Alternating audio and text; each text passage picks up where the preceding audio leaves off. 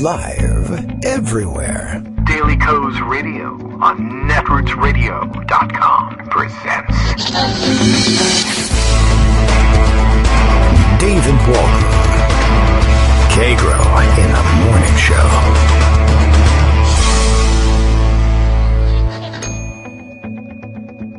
Now, here's David Waldman. Hey, good morning, everybody. How you doing? It is Wednesday, May 27th. Time for another show, and it is a Welcome Back Wednesday for Greg Dworkin, who will join us in just a few minutes on the show to round up what he viewed over the weekend. Things, of course, still spinning largely out of control across the country and around the world as we remain mired in a global pandemic, which Donald Trump refuses to lead either the country or the world out of. But he is on top of yelling at Joe Scarborough, which is good news. I just happened to start things up and happen upon that. Donald Trump complaining about who he's now calling Psycho Joe Scarborough, and says he's rattled, and not only by his bad ratings, but blah, blah, blah, blah. And really, who cares about what's rattling the guy? He's a television personality. He does a morning show. Apparently, it's relatively popular. I'm sure it's important to the revenue models of MSNBC, but it's not an important job. Being president of the United States is supposed to be the important job. Should be focused on that, but he never has been. And, of course, 100,000 Americans are dead as a result, and 100,000 more to come is, by all indications. It does look a little bit like things are slowing down out there, but I think what we may find in the end is that all that happened was that the disease, having ravaged New York City and its metropolitan area, has just moved on to less densely populated areas of the country, but more of them.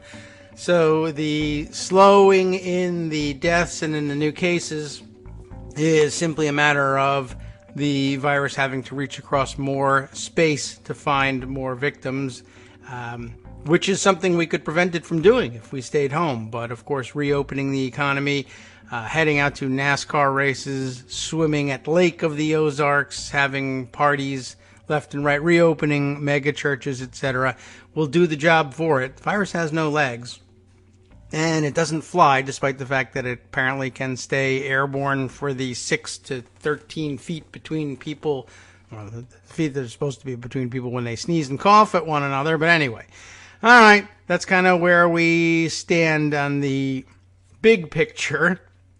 And we'll bring the details along with that as Greg joins us later on, and we round up the various stories that he's stored away and that I've stored away in the last couple of minutes to 4 days, depending on which one of us you're talking about. The Daily Co's Radio, of course, is live now, and we have our morning tweet, although I just saw it go by very quickly from Bill in Portland, Maine, but I guess everybody jumping on the bandwagon of yelling at the president for yelling at Joe Scarborough has kind of buried it. There it is. Daily Coast Radio is live now, in case you didn't know what we were doing here. This afternoon, this is true, 2 NASA astronauts blast off for the space station from American soil for the first time since 2011. My wife mentioned this the other day, and it's exciting news. And this morning, Kagro X, me, David Waldman, I'll be teaching you how to say Godspeed with tears in your eyes in over 150 languages. We'll, of course, make use of Google for that. And I'm promising actually a number closer to, 0 additional languages. In English, I can teach you how to say it. We just did it. And we don't have much more to add to that. Let's see. Is this the... I've been looking at the headline of 2 hairstylists expose 140 clients to COVID-19, and it is, though, the same Missouri hairstylists that we've heard about over the past couple of weeks. I don't think we discussed it in depth on the show. And no confirmed cases, I guess, coming out of that. But that was, I think, brought up. I think Greg may have mentioned it as well at the end of last week. These were folks who came to work with symptoms. And, of course, we discussed the fact that, well, they came to work with symptoms. Not a good idea, of course, but something of a necessity, I suppose, if you have no paid time off and the government has done nothing to relieve you of the burdens of falling ill with this thing. So it's been kind of interesting watching reactions to that. But we've got that. We've got a number of other stories. Greg is already here. I will store away a few more. My money is on Greg bringing them up before I get to them. Let's just get right to the job. money. Yeah, as a matter of fact, my money is on it. I don't know how I'm going to get that money back, though, even if I win. But it's all virtual. It's Bitcoin. No one understands what it's worth. Good morning, Right. Greg. How are you? I'm fine for the Good. moment. That's good news. We had it was interesting. I had to get my emissions checked on my car, Oh, your car emissions. Okay, I see. so How are yours? ventured out of the house. Yeah. And it turned out there was a very efficient way to do it. You stay in your car. You have your little card with the $20 bill attached to it on the front seat. And when you get to the place, when you get to the garage, you call them from your car and say, okay, I'm here, having made an appointment. You get out of the car with your mask and sit on the front porch where there are every 6 feet places to sit while they check your car. So you've left the car. You're now sitting a ways away. Then the garage guy comes out in a mask. Everybody's masked. That's really the point of the story. Good. Well, they're checking And emissions. and so they then get in the car, drive the car into the garage, check the emissions, drive the car out, get out of the car. They take the money. They take the card. They leave the temporary you're clear piece of paper. And then you get in the car and drive off. So you haven't really gone anywhere near them. Yeah. They haven't gone anywhere near you. All right. It's a relatively busy garage. I mean, there's probably 30 people there between the workers and the people dropping off their cars to get sick and well again, car doctor. And everybody's wearing masks, obviously, to protect the cars. So of the 30-some-odd people, there wasn't a single one that was not wearing a mask. Connecticut people That's are pretty being good. pretty responsible, is what I'm trying to say. And so you can You're open Swedish. up slowly, and you can open up in a proper way without being Lake of the Ozarks. Yeah, I mean, it is doable, and large swaths of the economy can, with with the time that we bought by closing. Part of that time was for companies to spend thinking, how can we get back open again, or when the time comes, if we're not essential enough, when we do open, how can we do this safely? A lot of people actually took that time and wrote down some procedures, I guess. Right. Pretty Now, good. the funniest thing, and they all say, we do CDC guidelines. I've had to have some appliances fixed, various and sundry things have broken, so we've had people over the house. Yeah. And the repair people all say, we follow CDC guidelines. They first ask you if anybody in the house is sick before they come over. And if the answer is no, they come in a mask and they try to stay away from you and you try to stay away from them. And the funniest part, whether you're talking about, up close and personal encounters like this, or whether you're just watching people as you drive and they're driving in the other direction. And again, I would say while you're in the car, probably 50% of the people that I pass are wearing masks while in the car. I wear my mask. And part of the reason for that is the donning and doffing part. Yes. All right. I see. Once you put it on, you really shouldn't touch the mask to take it off. You can't take it off and on and off and on and off and on. That's how you get it on your hands, and that's eventually how you get it into your face. So people put the mask on, and they take it off after they're in a position to wash their hands. And I'm watching people pass, and the funny part is just, you see this out of the corner of your eye as you're driving. People are wearing masks, and then they try to take a sip of coffee and realize you can't. Yes. Although somebody has invented a mask that says you can.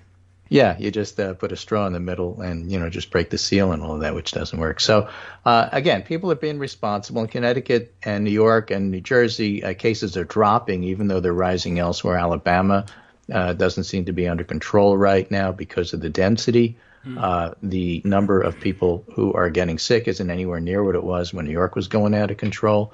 And there's this fascinating piece here in Stat News by Helen Branswell. Okay. The great Helen Branswell. Oh, she's great.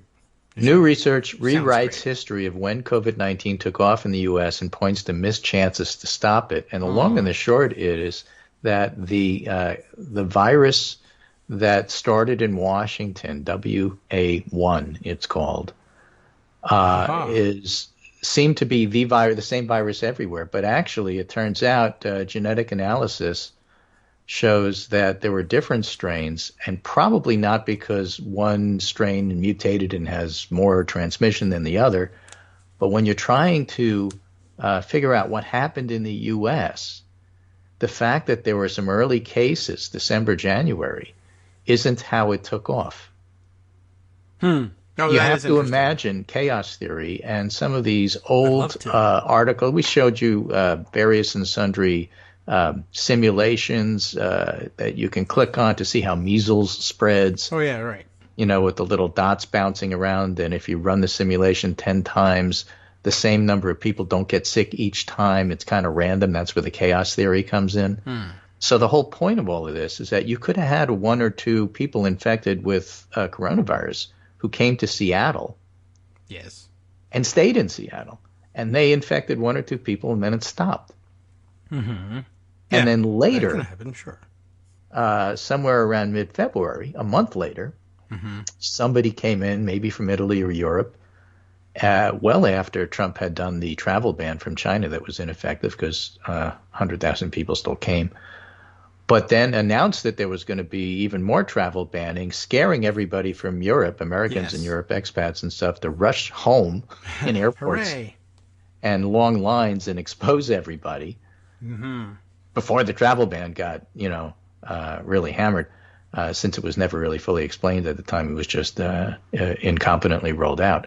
And the point is that one of those wound up being the chain of transmission virus that happened at a later date.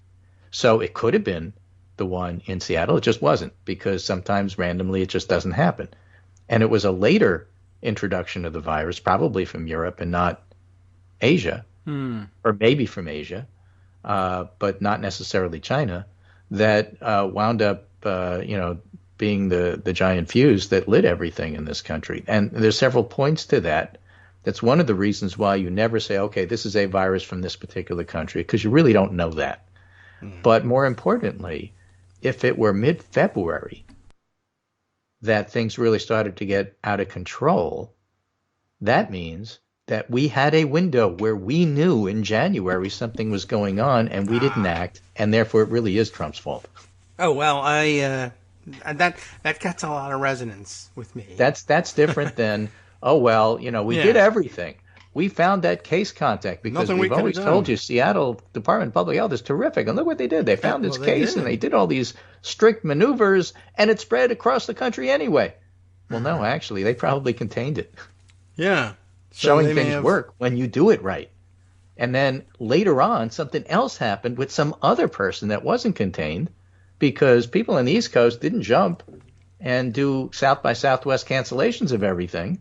We were still arguing about the St. Patrick's Day parade, if you recall, right until the day before the parade. Right. I mean, that was actually on for a while. So we didn't shut down the way we should have. There were people at the time saying, oh, my goodness, if Seattle and South by Southwest are shutting down, we should do that too before there's a problem instead of waiting for a problem. And people like de Blasio said, nah, we don't have to do that. Right. And when it gets here, it gets here. When it gets here, it gets here, and then we'll shut down. And then it's too late. Right. Yeah, well, that was the argument. And everybody was telling him who knew something about this, that's not the right way to do it. Turns out that's not the right way to do it. We did have that opportunity. We blew it. That's why that report is just so important. Yeah, well, that is pretty interesting and amazing. That's been a growing line of thinking, certainly, that there were different strains of the virus and it had been introduced in different ways. But, yeah, that's the next natural conclusion. Now, this is a fellow I follow. You've heard of Scott Gottlieb, used to be FDA commissioner, a conservative doc, but a researcher and a pretty honest one as far as that goes. Nice. I followed him way before he was FDA commissioner. And it is frustrating to get all your good data from AEI, but that's where he works and that's where his information comes from. So I follow him. And it's a lot better than a lot of the crap that we're getting out of the CDC in terms of analysis. For example, he'll look at cases without New York, New Jersey, and Connecticut, without the tri-state area in the country going up, whereas cases in those areas are going down. And because there's so many cases in that area, it affects the entire U.S. curve. So it's good to look at it that way. So he wrote about this Helen Branswell article, the great Helen Branswell, She's New great. analysis says viral introduction associated with first known U.S. COVID outbreak entered the country mid-February, suggesting we still had a window in February to block sustained transmission. And then Trevor Bedford, who's one of the great geneticists who's analyzing this, who first said, no, look, it's the same virus all over the place, re-looked at everything and said, no, I was wrong. I made the claim that the Washington State outbreak descended directly from the January 15th arrival, but that's not really what happened. Common ancestor between January 18th and February 9th are between 3 and 6 weeks before community transmission was detected on February 28th. 3 to 6 weeks. That's why everybody says, oh, we opened up today. Look, 3 days from now we have this thing. You have to wait a month, not just 2 weeks. It isn't just a question of individual transmission. It's a question of whether or not you get a chain started. So it isn't just, okay, well, if they party on Monday, then 2 weeks from Monday we can tell what happened. No, you can tell whether a person got sick 2 weeks from Monday. But then it takes another 2 weeks to spread it to everybody and see what happens. Yeah. We have the data out of Alabama. And that goes back to your story about Missouri with the two hairdressers. Okay. Yeah. Interestingly, they were wearing masks, and most of the people exposed were wearing masks. So we get to see how well masks work. Right. But the point is that at least one of them was symptomatic, so it was stupid to be at work. Yes, I understand frustration, and you have to work. If you don't work, you don't feed your family. But you still can't go to work sick. You can't, because you're going to do something like this. So not only did they go to work and cut everybody's hair, but then they went to the gym and they did a bunch of other stuff. And that's how those exposures happen. And so what's happening here is contact tracing, the exact right thing to do. Right that they all wore masks, right that they were contact tracing individuals so that you can look at the 150 some odd people who were exposed and then isolate the sick and quarantine the well so that you can get it under control. That's exactly what you need with testing and case contact. The trouble is you can't do that 75 different times in the same city with the same people. There aren't enough people to do that. And so you have to stop those things before they happen, rather than have 100 events like this and then case contact trace all of them. You just don't have the resources for that. It brought back to mind, the idea of the hairdressers saying, well, I've got to go to work, but then going off to do all these other things while symptomatic. And I remember thinking back to the story of the Ebola doc who didn't know he had Ebola, but all the places that he went and how they did all the contact tracing and were managed. Craig Spencer, the guy who took the L train down to Brooklyn and went bowling. Right. Yeah. That's when my friend Michael Cohen, the writer, not Michael Cohen, the jail guy, said the L train, like Ebola, is the fifth worst thing that could happen on the L train. Right. I mean, we really did get lucky. Years later, and I love that comment still. But it struck me as I was remembering. I said, "Oh yeah, no, that's right. He did go bowling." And then I remember early on in the let's reopen the economy phase, there was that odd collection of things that people wanted to be able to open. I think bowling alleys was on them. Just once again, proving that we learn nothing from history. I think everybody agreed with the Ebola doc. No, bowling really isn't someplace that you absolutely had to go, even though you didn't know you were symptomatic. But if you do know you have symptoms, if you feel like you have to work, one, you don't and you shouldn't. But two, don't follow it up by saying, and I'll take care of some errands as well.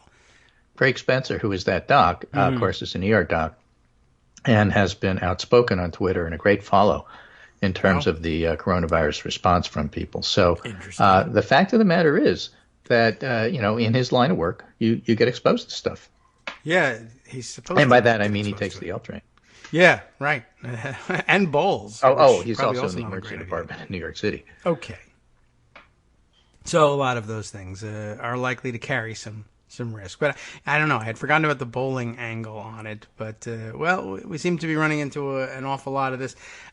Alabama's numbers, as they came to mind when you mentioned having to wait 2 weeks. Because they've been open for about 2 weeks. And then there was initially, yesterday, and they've held up, reports of a great surge down there. But this, too, would be people who were actually ill before they reopened.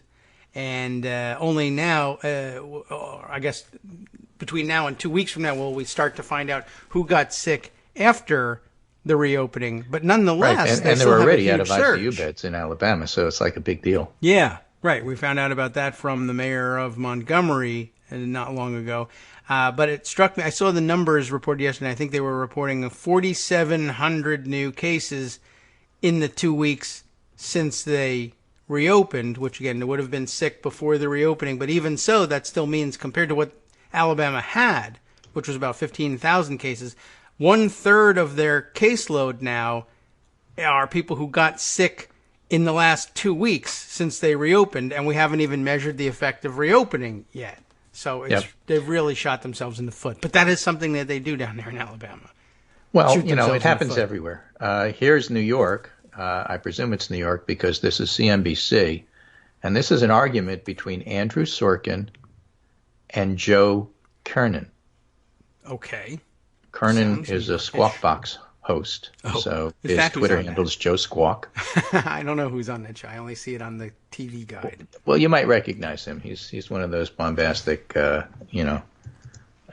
supporters. Yes, so. Oh yeah, all right. I'll take a look. And I'm sending you the actual. If I didn't, I sent you a whole bunch of stuff. So I'm putting it at the bottom where you could see it. It's 30 seconds. I don't know if you have time to play 30 seconds. Yeah, I do. Well, I have to open it up and get it through. Well, let's see. It's on. You just sent it from Skype. Okay. Let's see if you can do that. Because basically, to set the scene, Andrew Sorkin has his own. Market rally show, and Kernan is also a cable host on the same network, but at a later time. So Kernan's a guest on Sorkin's morning show, which happened this morning. All right, here I got it now. Play it so people can listen to it. Sure. All right. Let's see. View original. Fine. Let's do that. Okay. Do not try this at home. We're professionals. Yeah. Right. Well, I'm at home, but don't you're try not. it. No, you're not. Oh, Joe. see, I am at home. Hold on a second. Oh, he's talking to Joe. Joe may not be at home. All right. Here we go. I think. I'm sorry? No, you're not. No, you're not, Joe. I'm sorry. Okay. Go ahead with the news. You panicked about the market, panicked about COVID, panicked about the ventilators, panicked about the PPE, panicked about ever going out again, panicked And that you we'd did, ever Joseph, get back to normal. Joseph, you didn't panic about anything. What good is it? Why Joseph, not help 100,000 people died. keep their head? I understand that. 100,000 people died, Joe, and all you did was try to help your friend, the president. Okay. That's raw. What's going on? I just thought, you should have an idea of how all of this is playing. Okay. They're yelling on Wall Street. Yeah, all right. Well, they like to yell at each other. I'm glad to see that. That's why they call it Squawk Box, right? Yeah, I guess so. Yeah, that's definitely a strain of thinking. That the market is amoral. Okay. As well as immoral. At best amoral, and at worst immoral. But obviously they see people as human. What did they call it? Oh, yeah, right. Human capital. I don't remember now. Stock. Yeah, stock, right. Human capital stock. Right? Right. And so at least human they capital didn't say, broth. and they taste delicious with, right. certain The stock sauces. is just stronger than the broth. But really the whole gives it idea flavor. is, there's a later one that comes right after that, another 30-second thing, where Kernan is trying to defend himself and says, I'm just looking out for the investors. Of course. Who else would you that's look out for? absolutely correct. That's exactly what he's doing. To hell with the fact that 100,000, 200,000, 500,000 people are dead. I'm looking out for the investors. Where are your priorities? If there were Andrew Sorkin? 100,000 investors dead, that would be a problem. Yes, but since they weren't investors, who Right. cares? I mean, it's perfect. Yeah. Because it encapsulates the entire discussion here about saving lives versus the economy. Right there in 30 seconds. That's it. He might as well have said it. This is great news for the economy. It's 100,000 people off the payroll. That's so much more. Right. And we know that, the bonuses whole problem now. with people is that they're a drag on the bottom line. You got to pay them benefits and stuff like that. You don't have to pay the benefits anymore. It's great for companies. Coronavirus is killing them for free. This is terrific. Yeah, well, You don't even have to hire people to fire them. right. Yeah, I mean, Right? this You don't is have just to hire attrition. these consultants. You don't have to hire George Clooney to fly in and fire all these people. In fact, I didn't know that. I hired one, and before the That's bill what comes we due, called I'm up going to in see here. if I can kill him with coronavirus, so I don't have to pay him. But it's a perfect encapsulation of what's going on here. Fantastic. They're great people. Yeah, great people. So I'm looking on Twitter to the reaction to this. Well, everybody knows Andrew Sorkin has a liberal bias. Well, you're kind of missing the point of the discussion, aren't you? I guess so. Yeah, but did you see his interview with Joe Biden? So Oh. what? What's that got to do with No, this? I didn't. And I can't No, I imagine didn't. what And it's in my doing. copious free time, maybe I won't. But what's that got to do with what you just saw? I don't know. That's it is unusual. That seems to be the line from the Trumpers now. You panicked about this. You panicked about that. Well, we did something. The president you're defending. No, we didn't do enough, and 100,000 people died, and we had a window in February where we could have done more. It could have been and 15 we down didn't. to 0. And no, shutting down China, except not completely, was not the answer, was never the answer, and didn't do anything like what you claimed it did, according to the data. Right. Wrong And country, in fact, wrong everything region. Trump did made it worse. And not only that, when they finally did get around to the right region, they closed it down wrong. That's not good for business. No, as it turns out, it's hurting things. And so President rightly concentrating his fire on another television host Joe that's Scarborough. also super important and doing all the things that are necessary to, monitor the country. I don't know. He's, he lives in fantasy land. That's all I can say. Yes. Well, after the break, when we come back, better. we'll talk about how it's He's playing with living the it public. all. That's when we're going to do the politics. Okay. But I just thought all that stuff was kind of interesting as a prelude. I think so. I'm in agreement, and glad we got a chance finally to get that audio on the air. Took a little bit, but all right. Let's see. That was pretty remarkable little fight there. Yeah. You don't get to see, I don't know, maybe that happens more on CNBC and squawk boxes or something, but there are a couple of squawk boxes. You'd have to too, watch right? it regularly to know.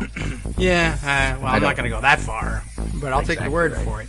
Yeah, I only see the squawk boxes listed on when I turn on my satellite TV and run through the guide. I see that in the wherever CNBC numbers are on DirecTV. Oh yeah, there's an Asia squawk box. There's a next door neighbor squawk box. Whatever. I didn't realize it was an ongoing franchise, but now I know. All right, we'll be back to squawk some more in 2 minutes. Hi, everybody. It's me, David. Let's change things up from the old fundraising pitch for just a minute and talk instead about how you can be a part of our show. If you've got a smartphone or any other electronic recording device, why not sit down and record a segment for us? Read us an important article and give us your take. Read one of your own original essays, or even just give us your commentary on something you'd like to share that's important to you. Then send the file to me at kagrox@gmail.com, and I'll try and work it into the show. Short segments, a few minutes in length, are easiest to fit in. And of course, I can't always guarantee that I'll be able to play everything, but if you've ever shouted at your radio or TV about something you wish was being covered, here's your chance to change that. Make the show your own. Send your submissions to me at kagrox@gmail.com.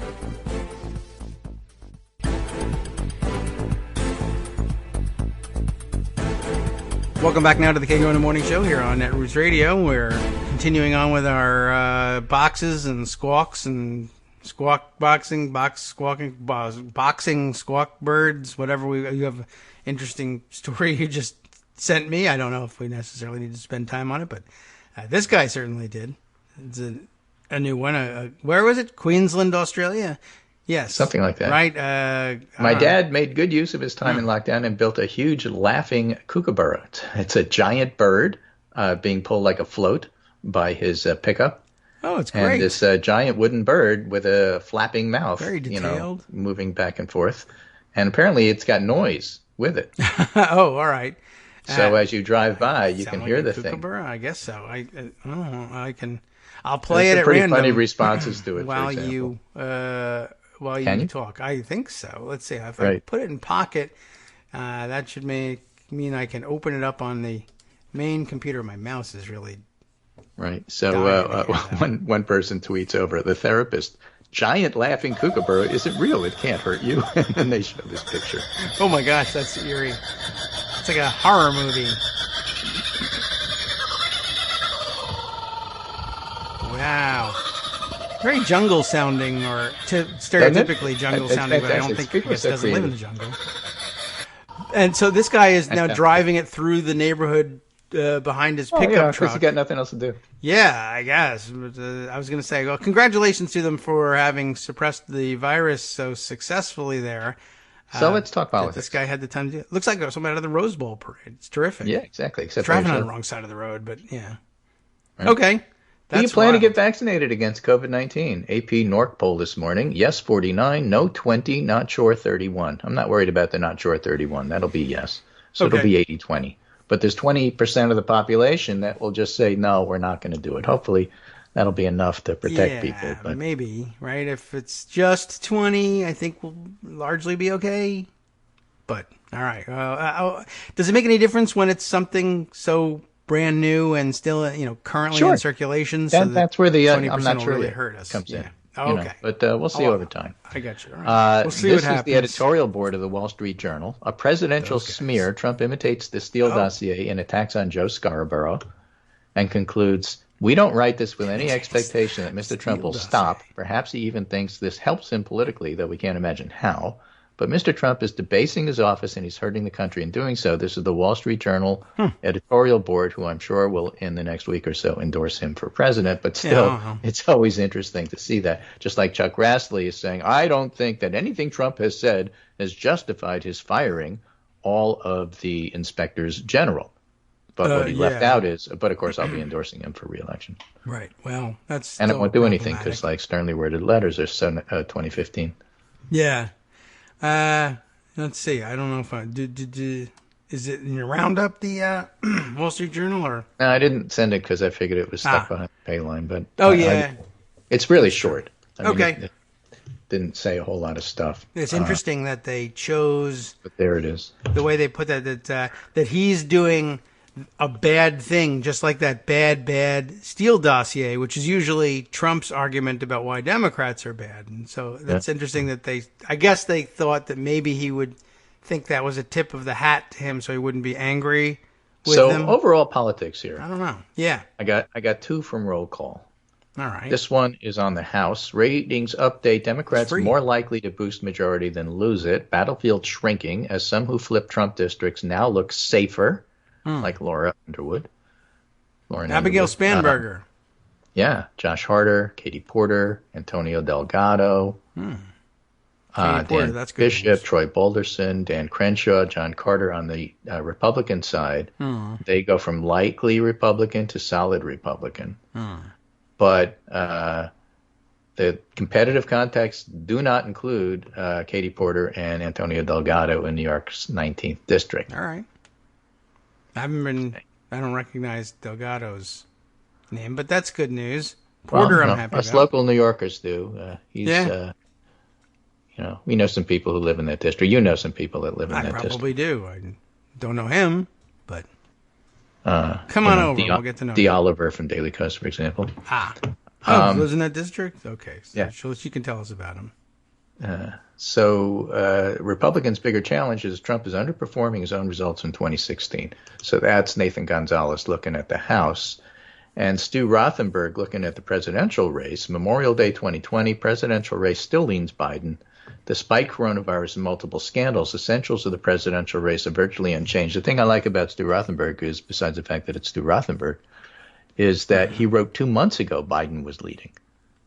And he said nothing has changed since then. In other words, this is the counter to the, Trump was on his way to re-election, but the coronavirus changed everything. Rothenberg's point is that Biden was actually in the lead and coronavirus changes nothing at the moment. The question's going to be later on, this is me, not Stu, is that it's lean Biden and not likely Biden, he says, because the president's knack for creating chaos and manufacturing issues means the Democrats still have a way to go before they can feel even the least bit comfortable. We'll never feel comfortable, so that's not going to happen. But I still contend, as I have for months, if not years, that people underestimate the intense dislike of Trump and opposition, and that the pandemic may actually make the bottom fall out of the I don't like either one crowd, and the you have to win my vote crowd. Actually, it's your vote or die now, folks. Yeah, not win my vote over. Yeah. But more importantly, of course, the reason you can't call the race is because it depends upon who shows up, and you don't know that yet. Rachel Bitterkoffer's theory, she's got a op-ed in the New York Times yesterday picking vice president candidates. But, the point of all of it is that everything that Trump does to tick people off doesn't just motivate his base, it motivates our base. Right. And if you come out and vote, he loses. I mean, that's pretty clear. What we don't know is who's going to show. And that's why him losing ground with seniors is so important, because seniors are reliable voters. They're not more important voters than young people, but they're more reliable voters than young people. They're not more important than black voters or Latino voters, but they're reliable voters in swing states especially, like Florida and Arizona. And so that's why those voters are so important. So this happens with the background, as Francis Wilkinson writes in Bloomberg today. The president is a sick, delusional, incompetent, vicious, authoritarian thug who enjoys the full support of his party. Is that good? Yeah. Which I think pretty much summarizes what's going on here. So you can't have the bottom fall out of your numbers unless your own party deserts you. That's what happened with Jimmy Carter and Democrats, and that's why Carter fell into the 30s. That's not going to happen in this particular election. But Trump could still lose bigly and hugely, even if that doesn't happen. And that's one of those situations where having his job approval rate hang at 42, 43 means it doesn't go up, doesn't go down, doesn't go up even when you get the rally round effect, and it doesn't go down. But that doesn't mean that you win with those numbers. In fact, the opposite is true. And so I think that's important to know. For example, Larry Sabato from University of Virginia. We always like to get Virginia stuff in here because we like people from Virginia. Poll, awesome. Donald Trump leads Biden by just 3 points in Utah. And this is not a typo. Sure, it's an outlier. But then again, that Arizona +9 for Biden was an outlier. That Georgia saying it's tied was an outlier. They're all outliers. Well, if they're all outliers, maybe they're not outliers anymore. Yeah. Is the pandemic an outlier? It still is. Yeah. All right.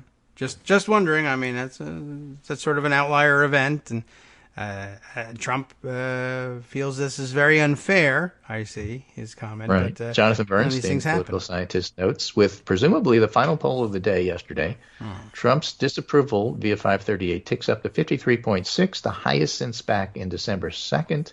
8 of the 12 previous polling era presidents never reached that level at any point in their first terms. What he's doing is not working. Right. He adds, and I still say, this is all from the Pundit Roundup, and I'll give it to you. I still say we have no idea whether we've seen the full effects of the virus and the economy on Trump's approval. Me? I say we haven't. I think it's going to get worse. Oh, okay. Maybe we have. Maybe this is just the beginning. No way of knowing as of now. And that's true. We don't know. Yeah, we haven't really seen the full shakeout. We've been distracted by the virus. Though the virus has caused this, we really have no clue what the impact of 30 million people suddenly losing their jobs is. Right, and a lot of them are older people. Yeah, so they're not coming back. There's no rebound for them.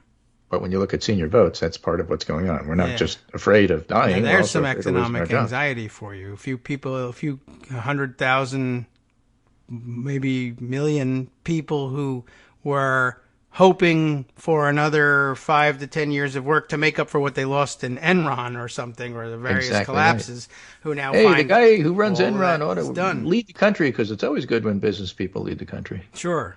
Right. Well, it happens he bowed out of the race look by at Joe dying. Squawk. We want those guys in charge, right? I guess so. New poll. In partnership with Latino Victory, U.S. and Latino Decisions, we found Latino voters in Arizona and Florida overwhelmingly blame Donald Trump for the effects of the coronavirus crisis, and many are looking to Joe Biden as a better leader for our country. See, what you have is this soft stuff about not approving of his coronavirus stuff, and now starting to get 50-50 with Joe Biden on the economy, while Trump's overall approval numbers don't change all that much. They're certainly not going up anymore, and they may be drifting down slightly. What I'm saying is that the soft stuff underneath is going to lead to the I won't vote for him, which is a very different measure than whether or not I approve or disapprove of his job. I feel obligated to tell you liberal pollsters I approve of his job, but, I'm staying home. I guess so. Yeah, well, that's a legit alternative for Trump supporters to cling to if they have a lick of sense in them. So, well, look, he did a fine job for most of the one term that we gave him, and now we're done. Yeah, Anyway, speaking of a lick of didn't. sense, He was don't lick terrible, people during coronavirus. Okay, Right, don't cough that on would them, be don't sneeze on them, and sense. absolutely don't lick them. This is from First Read, NBC News. The 2020 election could hinge on these current fights over ballot access. Remember, Trump is trying to legitimize the election and trying to that's what led to Francis Wilkinson's points there. He's trying to legitimize the election, and mail-in voting ballots are being challenged in California and other places. I guess Michigan was the one that he pulled out and said they're sending them out, even though Secretary of States and Republican states are doing the same thing. Right. And they're not sending ballots, they're sending applications, right? So he doesn't want Americans to be able to vote by mail during this pandemic, and I'll show you why. Tom Bonnier, pollster, Democratic co-founder of Target Smart, says this is remarkable. Democrats are outnumbering GOP by better than 2-to-1 margin among mail ballots cast thus far in the June 2nd PA primary, Pennsylvania primary. Ah, okay. Okay, now there are statewide races, Sure. but more on the Democratic side than the Republican side. All right. Okay. I mean, yeah. So the Democratic That's primary the best isn't way to driving a deal lot with of this. turnout at this point. It's just that they're practicing their voting by mail, and that's pretty cool. Oh, that is a great thing. Yeah, I mean, if there's just not that much going on that would otherwise explain their motivation, I just want to see if this thing works. Right. Here's a very, very simple cartoon before we get thinking, to Nick Orovich's Wednesday Navigator summary, because now he posts every Wednesday. All right. But this extra was day off, these by guys. Catalino. I think I sent you the picture, but I'll just send it again so it's Catalino. easy for you to find. It's just a very simple cartoon, easy to describe, that kind of fits the nice mood. sound. And it's simply the number 100,000, large numbers, and a smallish Donald Trump is standing on one of the Oh, zeros yes. with his driver in his hand. Yeah. So all it is Trump golfing on top of the number 100,000. And that pretty much says where the country's at right now. And people need milestones to put these numbers into perspective. Yeah. But interestingly, some of the better models are now saying by the time September rolls around, there'll be another 100,000 the way we're going. I think so. So the way that you Bad look news. at this, oh, well, you guys were all panicking. Well, if you didn't panic at 100,000, that's how you get to 200,000, Joe Squawk. Yeah, that's true. And yeah, I did see somebody tweeting about that yesterday that struck me. I don't think I'll put it aside, but somebody saying, good comment, I thought. If you had told me on January 1st, Happy New Year, here's the prediction, by May, 100,000 Americans will die in a pandemic. He was saying, I don't know how I thought I pictured American society reacting and adjusting to that news, but I'm pretty sure I would have guessed we would be a lot more angry about this.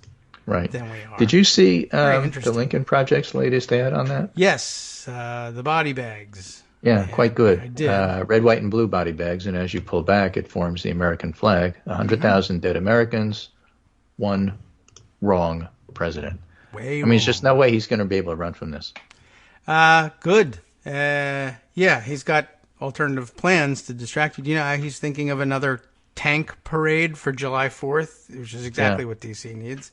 As Rick Wilson noted, you can try to do that and make Joe Biden into Mike Dukakis, but it only works when you have a president who's like, joined the Army in 19 and jumped out of planes and has incredible national security credentials and so on and so forth. He's talking about HW and saying, you can't work with this orange pant loaf. Wow. Ugh. That's a new one on me. I don't think I've heard that one. Well, that's what Rick Wilson's good for. Wow, So okay. I go back to this December 2019 op-ed in the New York Times by George T. Conway III, Steve Schmidt, John Weaver, and Rick Wilson. We are Republicans. We want Trump defeated. That's who forms the core of the Lincoln Project. Uh-huh. And so you have people like Wilson, especially, and Schmidt, who are somewhat used to vicious media campaigns. Oh, yes. And they're using their talents for good instead of evil. So, that's who they good. are. Yeah, don't let them choose who should be in other offices anywhere else. Just use No, them just for do this. Yes, okay. All right, So I'll take Nick it. Orovic, who is a Democratic pollster, partner at Global Strategies, working on the Navigator project here. Week 10 of Navigator survey tracking poll. The great mask debate of 2020 isn't much of a debate at all. A classic case of a silent majority. 74% of the country self-identifies themselves as pro-mask, and 18% say they're anti-mask. Okay. It's 100% in my garage in Connecticut, debate. as we pointed out. Trump is out of step on masks, as 65% disapprove of his not wearing masks, while just 27% approve. That's why his attempts to make Joe Biden into Mike Dukakis aren't going to work. Biden actually look awfully cool. It's like that GIF of Biden in the convertible whipping off his sunglasses and smiling at the camera. He Pretty did have famous the sunglasses going on. Yeah. So now he's got the mask and the dark glasses, and he actually looks pretty, scary. Scary yeah. cool. I mean, it's nothing like the Dukakis goofiness factor. That's true. I mean, I don't love the shot the way other people do. It's nice to see the leaders acknowledging and wearing masks. But there are pictures of Trump in a mask now, and he does look stupid. He is correct, but that was largely the case before the mask. So it's rare, says Nick, to see a 60-plus disapprove of any Trump metric because GOP voters typically hold strong for him. Voters also strongly support requiring elected officials to wear masks. Yeah. Right? Do you approve or disapprove of Donald Trump's decision not to wear a mask? Disapprove 65, approve 27. And Republicans approve 54-39. But again, 54-39, he needs it to be 90 for him to be where he wants to be. And that's not happening. Do you support or oppose requiring elected officials to wear masks when in government buildings, including Congress and in state capitals around the country? Support 78, oppose 13. Yeah, same and for them as Republicans for us. support 69, oppose 22. They only approve of Donald Trump's decision not to wear a face mask by 54-39, but they support everybody else doing it. So they carve out an exception for Trump. Yeah, which he's done for himself. Everyone has to wear masks around him and getting into the building. Which at least there's hope for them. It doesn't put them in the 18%, anti-mask group. Yes. As a whole, they're just weird, Stay away from them. and again, so long as Trump loses, it doesn't really matter. I guess what that's would true. matter is if But everybody you have to were get there like first. staunchly against vaccines and masks, and regardless of Trump. That's not quite what we see here. Meanwhile, our tracking poll this week continues to show Trump's approval rating on the pandemic deeply underwater. 55% disapprove and 41% approve. And voters continue to hear far more negative things than positive things about Trump's handling of the pandemic. Well, that's where the free media fairness comes in. Yes. What are people hearing? 3 clear themes. Not wearing masks, taking unproven drugs, reopening too soon. Yes. And bleach. Is that out of the word cloud? That's the unproven drugs there. Yeah, okay. That's not a drug. That's not fair. Drugs, masks, reopen, wear, taking country. Is there room for fabric softener in this at all? I think that's been... No. No? Okay. No. We've been Very tracking unfair. worries around the pandemic and added a new item this week, the worry that others aren't following precautions like wearing masks. That is now in the top tier of worries along with nursing home, second wave, and recession. Okay.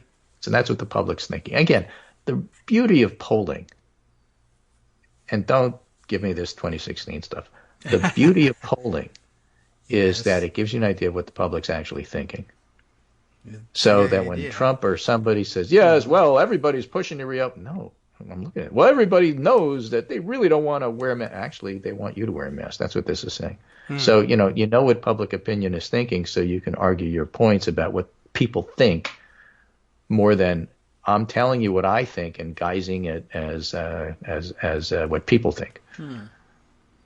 Yes. Disguising. I got you. That was a good abbreviation. I like that, guys.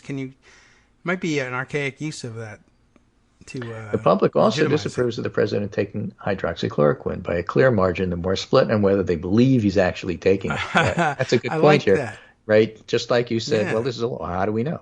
Did he Trump sign said it? Did we see him sign it? Did you see the bill? Do we know it made it over there? You can't assume anything about this president, as you have pointed you out should many not. times correctly. More than you can't, yeah. And so nobody assumes he's taken it just because he said it, and that gives was you an idea of remarkable. where the public's out on him. That was very widely held skepticism, widely shared skepticism about that from all quarters, and I was really happy to see that happening. He now says he's stopped taking it, which I don't know. Now I don't know what that means. Does that mean he started the other day, or I don't know? Hard to know. We asked people to use one or two words to describe their reaction to hearing Trump is taking hydroxychloroquine. I'll let you read the word clouds. Okay, let's see. For Democrats, lies, stupid, idiot. Lies is the biggest one. Yes. For independents, stupid, it's idiot. stupid, surprised, idiot, lies, irresponsible. And for Republicans, it's good, choice, care. All right. Idiot. Gives you an idea of where things are at there. Meanwhile, 55% oppose and 40% support a national reopening in the next few weeks. Well, you're getting it 40% regardless. support a national reopening in the next 2 weeks, 55% oppose. 40% support, that's higher support than it's been, but the change is being driven entirely by Republicans. Which is also bad news and worries me a little bit that they can still move the debate at this point. Yeah, they've gone from plus 13 open to plus 39 open. Independents have gone from minus 19 to minus 24. So they cannot drive it with independents. Okay. And as we've said many times, it's the indies that are going to decide the election, not the Republicans. Okay, that's a helpful thought. Right? And Democrats have gone from 54 to 60. So Democrats are looking at this and saying, what are you doing? And Republicans are saying, let's party at Lake of the Ozarks. I guess so. That must be who's doing it. There's still plenty of opportunity for that to change as people fall ill, I guess, if we get the facts about it. And I don't know that we necessarily will, but some of them will be incontrovertible.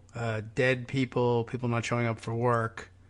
The news media is not very good at facts, but they're very good at taking an anecdote and making it into a fact. So they could take that Missouri situation, for example, and depending upon how it falls out, make a point out of it. Yes, that's true. And also, if the facts, actually argue the opposite, there are certainly people prepared to ignore that. I still have people insisting to me that, see, Sweden's done it right. They're fantastic, and they didn't lock down at all, and look how great they're doing. And neither part of that assertion is actually true. But they're sticking to it. Right. So basically, that's the story here. Okay. Here's another Ron Brownstein piece about changing Southwest may bring Democrats a milestone win, and talking about particularly Arizona. So all of this is simply, again, if you've listened to the show regularly, you know this. But the fact that Trump is not doing as well as he wants to be, and some of his own people are starting to panic about re-election, is not a surprise. He's never been particularly popular, and a lot of what he sells is illusion. And when you break the illusion, when you break the glamour, the spell, and you see what's going on, it just doesn't look that good for him. And Stu Rothenberg, of course, is correct. He's just about always correct about these things. That it's lean Biden, not likely Biden, yet at this particular point in time, based on what we know. And he cuts through all of the, I feel like this is going, and this is, and he's just looking at the data and saying, look, this is what the polls are telling us. And there's no question that the polls have been telling this story for at least 2 months, even before the coronavirus pandemic started. So the fact that the numbers haven't changed is actually bad for him. He needs to improve them. And he doesn't seem to show that he's capable of improving them. Okay. Well, then, good. I'd like to just get to November already if we can, although it would be nice if there was some good weather between now and then. So that's the story. That's the roundup for today. We'll be back tomorrow, and, we'll do it again. Okay, we can do that, and we'll look forward to that. We haven't mentioned yet today, and not as much discussion of it in the news roundups that I've seen in the morning as I would have thought, but some serious unrest for a serious situation in Minneapolis last night, as well as, in one sense, it's that terrible thing that we can never afford to get used to, but that we're kind of getting used to in the sense of seeing it all the time. Police brutality and another black detainee killed underneath the knee of the arresting officer, and some interesting things coming out about that officer's background that won't surprise you when you hear the initial news, but a man named George Floyd. Were they fired? I don't know whether he's been fired yet, but he has a history, and this is not the first minority detainee he's responsible for killing during the arresting process, which is kind of eerie. The excuse of I was afraid for my life, Yes, and he was resisting arrest. They just don't fly anymore. No, and all the Those shades are not excuses to kill somebody. Right. It can't be. And all the shades of prior protests were there. Again, George Floyd here during the arrest complaining that he couldn't breathe because of the way he was being held down. Really incredible that you could let that happen and be seen again in public. And I guess it's not that remarkable when you turn out to be a Trump-supporting cop with other deaths on your record, as it turns out, allegedly during the initial sleuthing phase immediately following the arrest. I don't know how well all of those allegations held up, but tear gas fired in the streets yesterday. Marked distinction once again noted by everyone who watched from the liberal side, and I hope the objective truth side as well.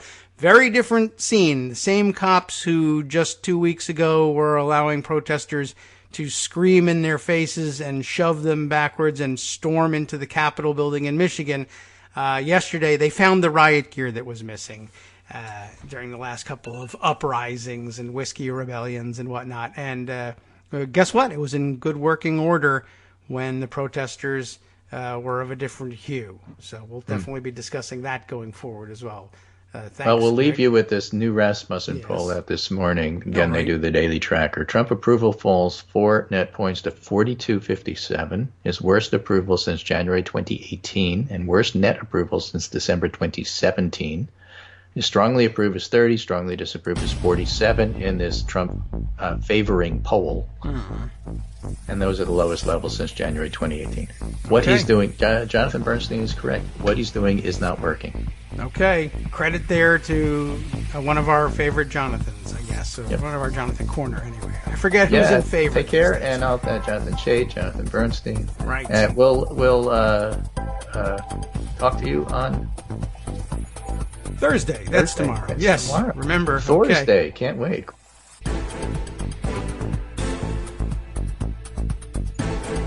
All right, back on with the Kagro in the Morning Show here on Netroots Radio. Welcome back. I don't know whether, I have a couple of the reports from Minneapolis in front of me here, and I'll just make sure that there's at least one in the roundup so you can read up on it. I doubt very much whether there's anybody who missed that news entirely. It's going to take some days to find out whether this is going to be a lingering sore spot and whether the protests will continue or whether this is sort of a one-time expression of the dismay and that maybe the continuance of the pandemic tamps down on interest in continuing with the protests, though it certainly won't soothe any of the raw feelings there. It may just be that the reality of the pandemic prevents people from expressing their anger and dismay as much as they'd otherwise ordinarily like to, or maybe this will continue to demonstrate a liberal will. What would it take to get liberals to come out? And I guess liberals is even the wrong label. There's certainly more liberal-leaning sentiment among the people who are out protesting, and conservatives wouldn't find themselves out protesting against something. They may show up to counter-protest in favor of it. That's still in the cards, possibly, for these guys. But it's not a liberal demonstration so much as a demonstration by members of the community that have unfortunately been the targets all too often of police brutality, and some members of supporting communities. I guess there's your liberal contingent there. People who are able to skate on privilege in most instances to get out of such situations, but who understand intrinsically that there are people who can't and who are targeted for that reason. So it's a volatile situation. It would be very interesting, though, to see if those protesters are willing to stay out in the streets, whether they think anything comes of it or not. But yeah, it was very interesting to see the police reaction. And of course, all the people who were out screaming in the face of police officers in Lansing, Michigan, and elsewhere where there were reopen the economy protests and carrying guns and screaming in the face of police officers and calling them tyrants, etc., and blaming them for the lockdown caused by actual, pathogens. We'll be right back to Blue Lives Mattering. At least online, in the next ensuing couple of days. They probably already have done it, and you've probably already run into them. All right, keeping the focus on other stories for which I'm more prepared, I guess. Not that this one from out of Minneapolis, and with roots all over the country, of course, is any less important. It's just, I think, one that I can shed less light on than others can. But we'll be revisiting the story when we have more information about whether or not the protests continue, or whether or not anybody learns any lessons whatsoever from the history of protest on these things. But I have my doubts about that. All right. Let's see. On the congressional front, I did put away this story from The Hill. Although, was there other reporting on it? I can't recall whether they were pointing to other sources or not, but I guess we'll find out quickly if we read The Hill's version of it. House Republicans to file lawsuit to halt proxy voting. Pretty interesting idea. And the basis of the suit, I think, is a little tenuous, but it's one of those questions that we haven't really seen addressed by courts. And after all, the point of staying in session in the Senate, even in the middle of the pandemic, to install more Republican judges on the federal bench, the whole point is to declare everyone's understanding of what the House can and can't do as pre-wrong, if necessary, and reverse our understanding of the House's ability to adopt its own rules of procedure if they hurt Republicans. Here's the deal. House Republicans are preparing to file a lawsuit against Speaker Pelosi, personally, in an attempt to thwart the use of proxy voting. GOP staffers familiar with the legal action confirmed on Tuesday. Yes, it was first reported in the Wall Street Journal. That will be behind a paywall, I think. So we'll stick with The Hill on this one. The rules change, which we made you aware of in the last week or so, pardon me, allows proxy voting, has been now approved along, the approval was along party lines, and passed earlier this month. It's the first such proxy vote, to get back to the track of the article here, is slated to take place on Wednesday. That'd be today. So I guess if you're going to sue, now's the time. Let's see. The Wall Street Journal first reported the lawsuit will be filed. House Minority Leader Kevin McCarthy, a trader from California, and the guy who was the first and highest ranking Republican official in the House to sell out Ukraine. Let's see, 1, 2, 3 years before the Ukraine scandal exploded into impeachment, he was already selling out Ukraine. You know the backstory on that one. But McCarthy, and his capacity as House Minority Leader, is expected to spearhead the legal action with the support of 20 members of his conference, including, just in case you live under the thumb of one of these idiotic individuals, Representative Chip Roy of Texas, House Minority Whip Steve Scalise of Louisiana, and GOP Conference Chairwoman Liz Cheney, we all know her, along with 4 constituents from different regions for some reason. The suit is expected to be filed in the U.S. District Court in Washington, D.C. That's because that's the local court of jurisdiction. Republicans, that of course on appeal means it goes to the D.C. Circuit, which is still chiefly been appointed by Democrats, although it looks like they're tipping that balance. Doesn't really matter because then, of course, they'll be appealed to the Supreme Court, where they'll do what they feel like doing. Republicans have been vocal in their disapproval of the rules change, which allows members to designate one of their colleagues to cast a vote on their behalf in the event they are unable to make it to Washington amid the pandemic. They allege it is unconstitutional, that it bucks precedent, which it does not, and that it places too much power in the hands of certain members. Our read is that this is unconstitutional, and we think that ideally Article 1 could have solved this on our own.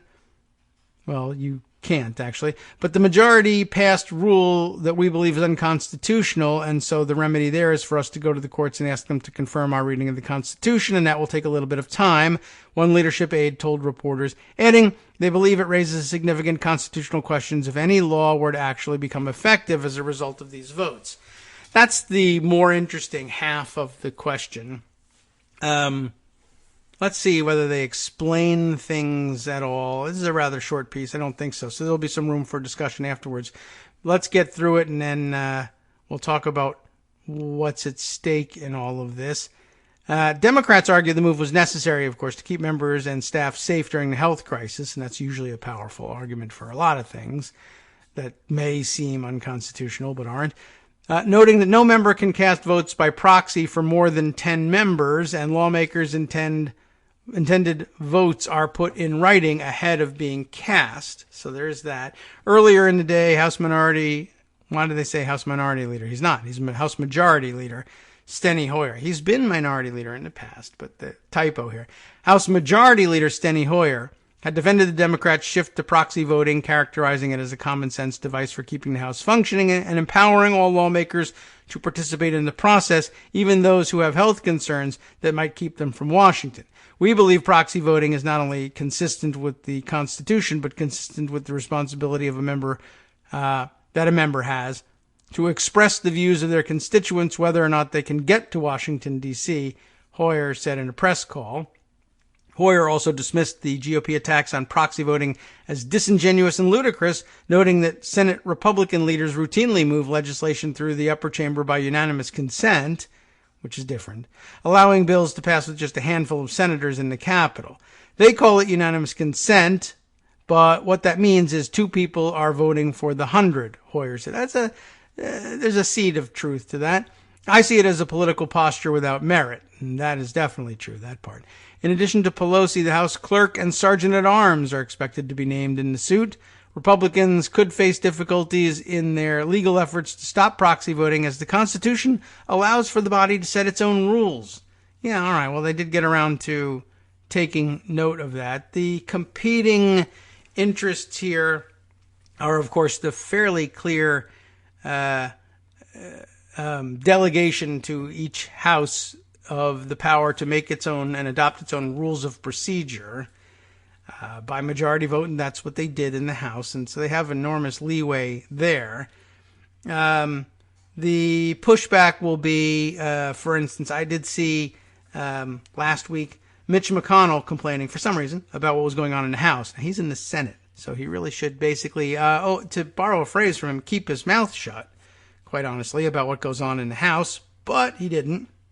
And he was trying to take shots at the House by saying, well, you know, they are, for one thing, they're in recess, and that's ridiculous. We have so much work to do. And then he immediately went into recess in the Senate. So that was a little bit, that diffused that attack just a little bit. But his attack on proxy voting was that, yes, the Constitution grants each house the right to adopt its own rules of procedure, but there was also a constitutional requirement of a quorum in order to do business. And I guess some people thought that was he certainly thought that that was a better attack. It's just particularly ridiculous for senators to launch that attack because, of course, in the Senate we hear quorum calls all the time. And we see how seriously they're taken, and launching an attack over the lack of an affirmative requirement for establishing a quorum at all times is pretty ridiculous coming from the Senate. The Constitution does say that a quorum is required to conduct business, and it does say that a majority of each house shall constitute a quorum for that purpose. But there are a couple of other caveats written in there. For instance, it does say, just as an example, that from time to time a lesser quorum can serve for certain purposes. But more to the point, really, is that while the Constitution requires a quorum to do business, the rules of each house and the precedents and procedures of each house, both House and Senate, contemplate how do you deal with conducting business when it's a given that the majority of the members are not going to be on the floor at all times. That's just not how they spend their day. And the answer is the usual rules of procedure are, sure, we require a quorum, but our rules, which the Constitution gives us the right to adopt, say that a quorum, or the presence of a quorum, will be presumed at all times unless it's brought into question affirmatively by one or by a member of each other. There are certain rules about how each house allows members to make note or suggest that there isn't a quorum. It's very easy in the Senate, and it's used all the time, and you see them say it all the time, and they use it for different reasons. They don't actually believe that there isn't a quorum present. They're just using it as a delaying tactic in most cases. But that's when you see senators say, I suggest the absence of a quorum, which in the Senate, according to its rules, automatically triggers a quorum call from the chair, basically no matter what else is going on. And it's handled as a matter of routine, and that's the thing you're most likely to see if you tune in at random to C-SPAN 2. Most of the Senate's time is spent on quorum calls. They happen several times a day. I suggest the absence of a quorum. The president, the presiding officer, will say, the clerk will call the roll. He has no choice. He has to do that. And the clerk starts reading the names of the senators alphabetically, usually without any intent of stopping and listening to hear whether or not the senators answer the quorum call, because they understand that it's being used as a delaying device and nothing else. You very rarely hear that happen in the House because the House has different rules about how the suggestion of the absence of a quorum can be made and by whom and what gets triggered when it's said. But suffice to say this, both sets of rules, House and Senate, explicitly say that the presence of a quorum is assumed unless it's demonstrated not to be there. And then here are the rules. Each house has different ones about how you demonstrate that a quorum might not be present. It's a very easy thing to do in the Senate and a very hard thing to do over the objections of the leadership in the House. You have to be recognized to speak in either the House or the Senate, but the House leadership reserves the right to insist that a member calling for a quorum call against the wishes of the leadership in the House may not be recognized for that purpose. It's a much more difficult thing to do, whereas any senator can do that at the drop of a hat in the Senate. But what was also interesting about it was, of course, if you watched the video clip circulated by McConnell's office, they were very proud of this, of him suggesting that proxy voting was unconstitutional because it assumed, or it only went on in the absence of a quorum being present in the House.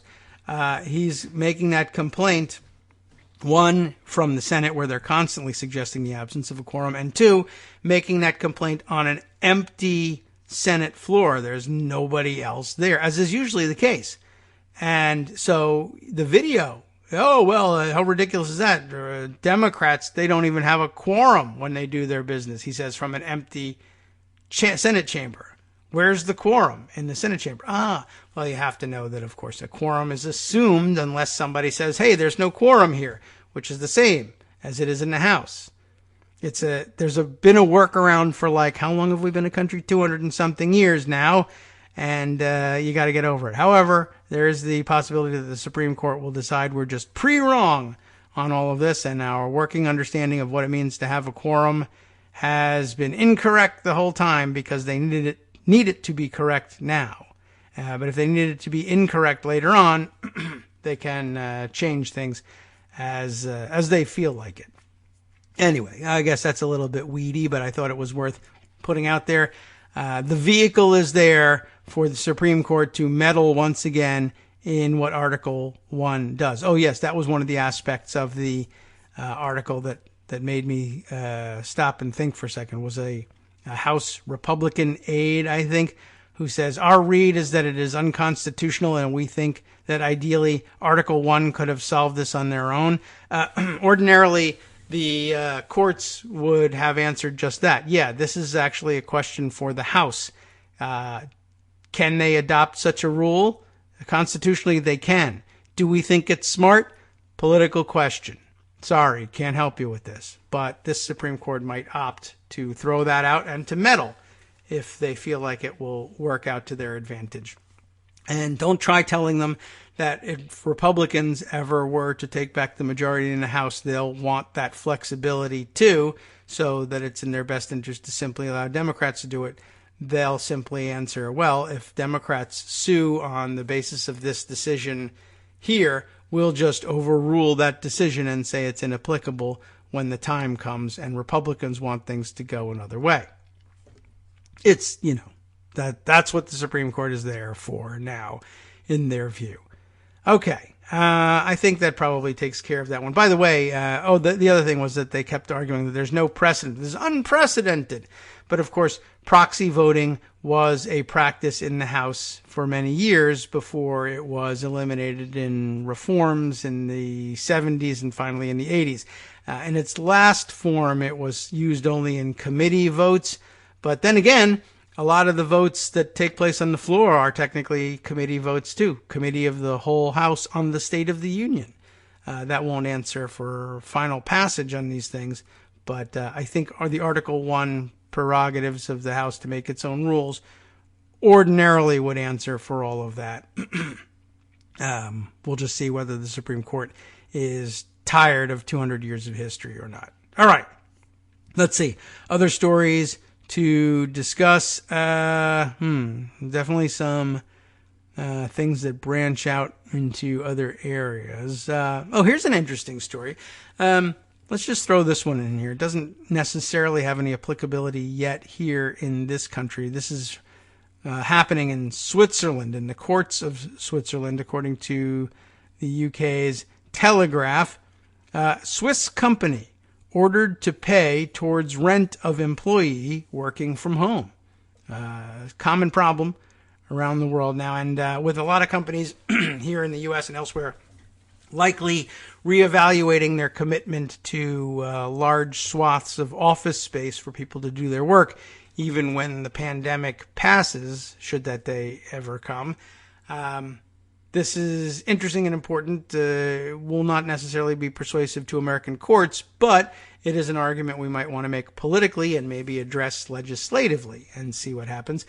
The ruling comes, the subheader says, as more companies plan for remote work to become the norm after the pandemic. Let's take a look at this piece here again from the Telegraph. Companies looking to save money by having their staff work at home in future. They're English, in future, right? When you're not in hospital in future, you can work at home. Those companies have been dealt a setback by a Swiss court ruling ordering an employer to pay part of a worker's rent. It's under very specific circumstances, but the concept is certainly expandable. And we could take it out of the courtroom context and do this by legislation instead, and maybe that's the preferable method. The undisclosed business was ordered to pay 150 Swiss francs. It's only expressed here in terms of pounds, but for those of you listening in the UK, about 127 pounds. We can kind of make an approximation about how much that might be in dollars. But 150 Swiss francs for each month that a former employee used their home office to work for the company. It's not clear that this case, it's probably not related to the pandemic, but I guess it could be. Maybe they're very fast courts in Switzerland. You never know. Swiss timing and all that.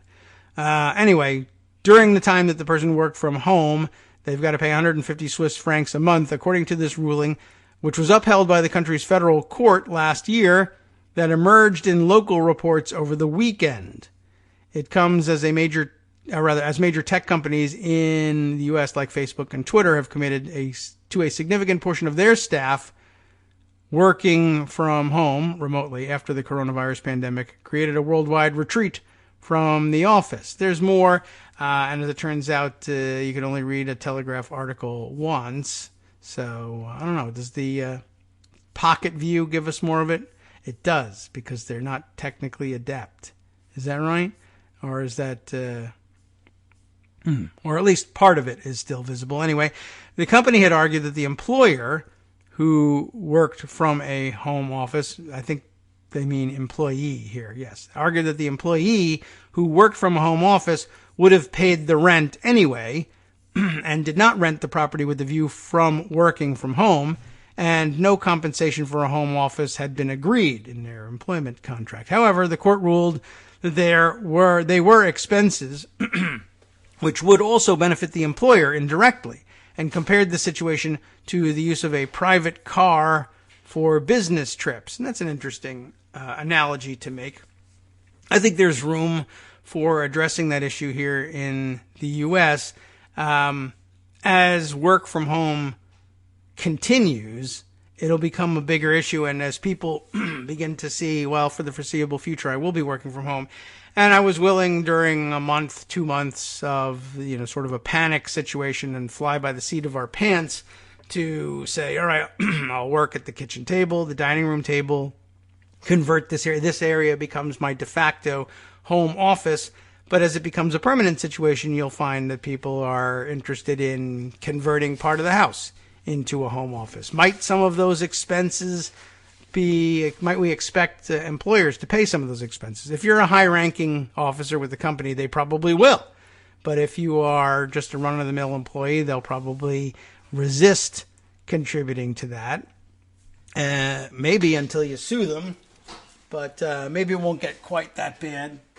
I don't know. But as you need to outfit a home office, or you just say, well, I can't convert part of my home, I don't have the space for that, but still it's killing me sitting at the dining room table in these dining room chairs. Maybe I need an office chair, or other expenses arise. My computer is breaking down and I need a new one, or I need new other electronic equipment, or the lighting in here is insufficient, or I need paper, pencils, pens, whatever else might go along with it. Paper clips, not major expenses, but expenses nonetheless.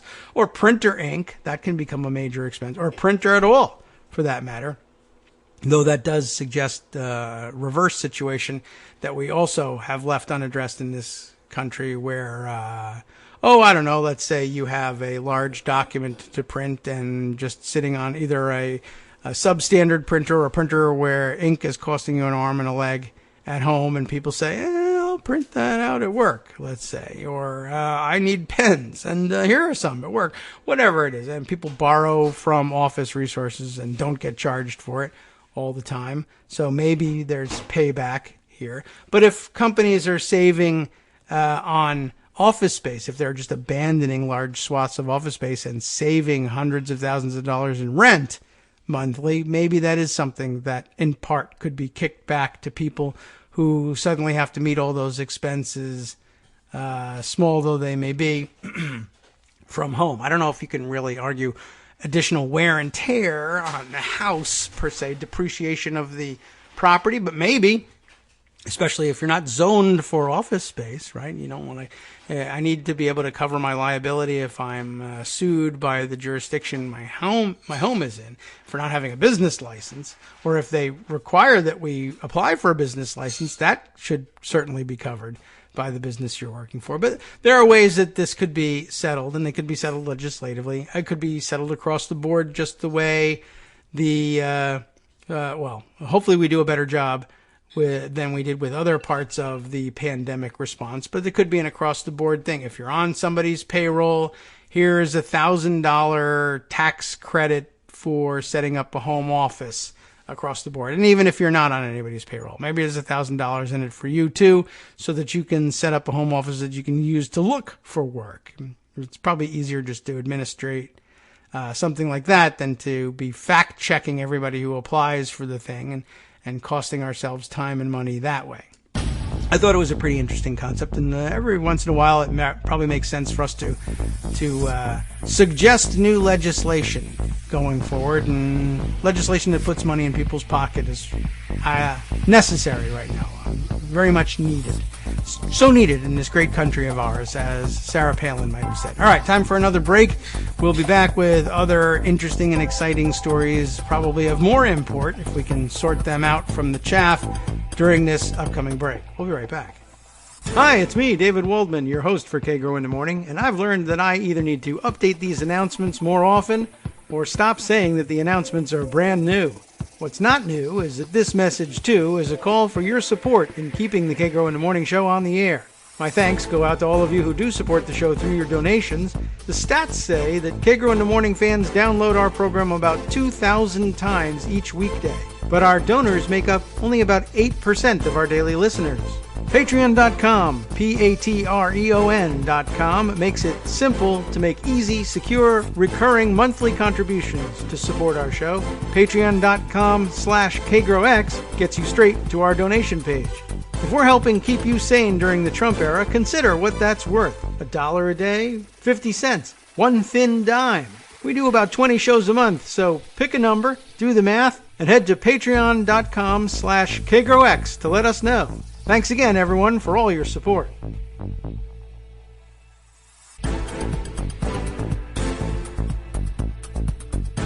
Welcome back now to the Kagro in the Morning show here on Networks Radio. Let's see. Yes, there's a suggestion here from the mighty OCD, perhaps, that we discuss the latest Trump idiotic utterings. But other than taking note of the fact that we all thought it was weird and ridiculous that I guess Trump made some offhand comments somehow along, I don't know what he was talking about. Maybe he was, I think it looked like he was, from the clip I saw, reading a speech, a set text about maybe doing something for the government to help with the skyrocketing cost of insulin. And by that I mean helping combat the skyrocketing cost of insulin rather than helping increase the skyrocketing cost of insulin. You never know with this guy. And I guess he pauses in the middle of his speech, and I guess the hydroxychloroquine thing is on his mind, and he says, I don't take the insulin. I don't take insulin. Maybe I should. Should I? Is that something I should be taking? I don't know whether he has any idea what insulin is for, but once again, there it is. Yeah, right. President Trump, I don't use insulin. Should I be using insulin, I guess is the idea here. I just happened to see at the same time that we talked about it, The Hill is tweeting their clip around about it. Not a hugely important story, but just, another weird utterance from Donald Trump. I guess a slightly more interesting story. I opened this up first thing in the morning when I started the show. It got posted just before we started here on the radio. Mark Sumner posting on the front page at Daily Kos, Trump threatens to shut down Twitter after the site calls him out on 2 of his 52,000 lies. I'm not certain where the figure comes from, but I guess one of the lie counters out there, professional lie counters, must have come up with that number. And I believe them at this point. But yes, yesterday, big controversy over, specifically Trump digging up the old stories about Joe Scarborough. That's how we started the show. He was yelling at Joe Scarborough. But digging up the old story about the intern, I guess, in his office that died and was found dead in the office. And maybe some of you old folks, the old timers, remember these stories. And remember that for a while there, way back when it actually happened, there were some questions like, what the hell is going on here? How does an intern turn up dead? And was it the district office down in Florida when Joe Scarborough was a member of Congress? And many people don't even remember that. Quite honestly, it wasn't always just a TV squawker, though not from Squawk Box. He was a member of Congress, Republican member of Congress from Florida for not that long. And anyway, intern turns up dead in his office, and that always raises questions. And back in the day, it was a real sore spot for Scarborough. And I guess in one of our historical ironies, another person who has brought that issue up on the air to great controversy Marcos, our own Marcos Moulitsas of Daily Kos fame, of course. You may have heard of him around here on Daily Kos Radio. Famously brought that up and was on the air, perhaps, or I don't know whether he was accusing. He wasn't. I guess he was just sort of talking about the weird mystery of it all. It had not yet been. I don't think it had yet been solved. And it turns out, perhaps in hindsight now, a settled story having been agreed upon for this person's death. I think it's probably pretty widely agreed upon that the accusation was unfair and maybe even had been unfair at the time. But Joe Scarborough was, an antagonist, and I don't think things had been settled quite then, and so there was still this cloud of suspicion when Marcos raised it. But I guess now we're saying that the story is more or less settled, so that in hindsight that was a moment that reflected poorly on him. But quite honestly, I don't really care what happens to Joe Scarborough. In fact, I guess for consistency's sake, I don't even really care very much that Donald Trump is attacking Joe Scarborough over this, although he has given it a different twist. In the ensuing years, as it turns out, the story having more or less been settled now, as it turns out, I guess I was picturing a younger person when we spoke about an intern in his office, but apparently she was, I think, something in the neighborhood of 28 years old, and a married woman, apparently, at the time, and her husband, now widower, has pressed Trump to please refrain from using the story because it causes personal pain for him and the family, and you can understand exactly why, a little bit along the lines of the Seth Rich story, which Trump also insists on perpetuating. But that's what led to the current controversy, that the widower is asking that Trump not use the story, but also pressing Twitter to accept the current understanding of the story such that it could label Trump's version of it a falsehood, and therefore he calls on them to delete it from Twitter.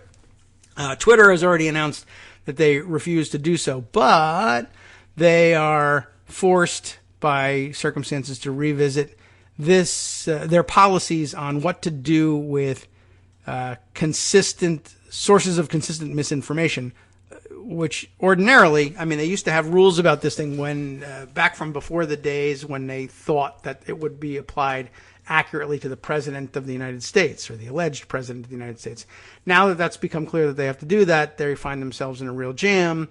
Can you censor or restrict comments from one of their most popular users, and so the guy who populates a vast, significant portion of their content, such as it is, and two, as president of the United States, does he have different rules apply, et cetera, et cetera? But it seems like they settled on not even splitting the baby, really, but just cutting a foot, perhaps, off of the baby. If you got to do something, mutilate this baby and get it right.